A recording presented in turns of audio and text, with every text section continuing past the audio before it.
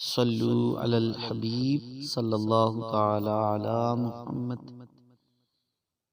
مروی ہے کہ معراج کی رات جنت میں آپ صلی اللہ علیہ وسلم نے چند محلات، بلند و بالا محلات آپ نے ملاحظہ فرمائے، جن کے بارے میں پوچھنے پر جبرائیل علیہ السلام نے عرض کیا کہ یہ غصہ پینے والوں اور لوگوں سے عفو و درگزر کرنے والوں کے لیے، اور اللہ عز و جل احسان کرنے والوں کو پسند فرماتا ہے۔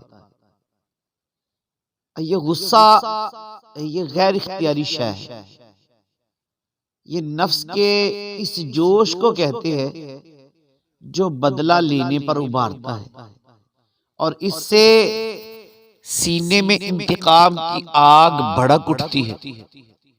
ایسے میں جو شخص اپنے آپ کو قابو میں رکھے اور عفو و درگزر سے کام لے، احادیث مبارکہ میں اس کے بہت فضائل ہیں۔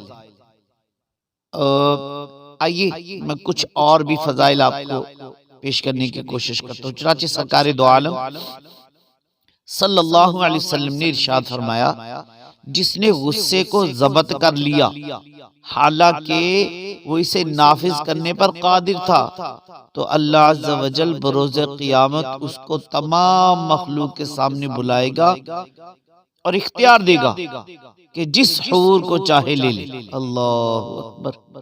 ایک اور مقام پر ارشاد فرمایا، میری امت کے بہترین لوگ وہ ہے کہ جب انہیں غصہ آ جائے تو فوراً رجوع کر لیتے ہیں۔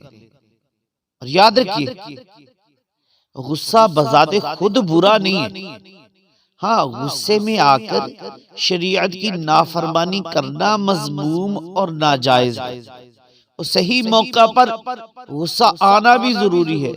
سیدنا امام احمد بن حجر مکی رحمت اللہ تعالی علیہ فرماتے ہیں، غصے میں تفریط یعنی اس قدر کم آنا کہ بالکل ہی ختم ہو جائے، یا پھر یہ جذبہ ہی کمزور پڑ جائے، تو یہ ایک مذموم صفت ہے، کیونکہ کسی ایسی صورت میں بندے کی مروت اور غیرت ختم ہو جاتی ہے، اور جس میں غیرت یا مروت نہ ہو وہ کسی قسم کے کمال کا اہل نہیں ہوتا، کیونکہ ایسا شخص عورتوں کے بلکہ حشرات الارض یعنی زمینی کیڑے مکوڑوں کے مشابہ ہوتا ہے۔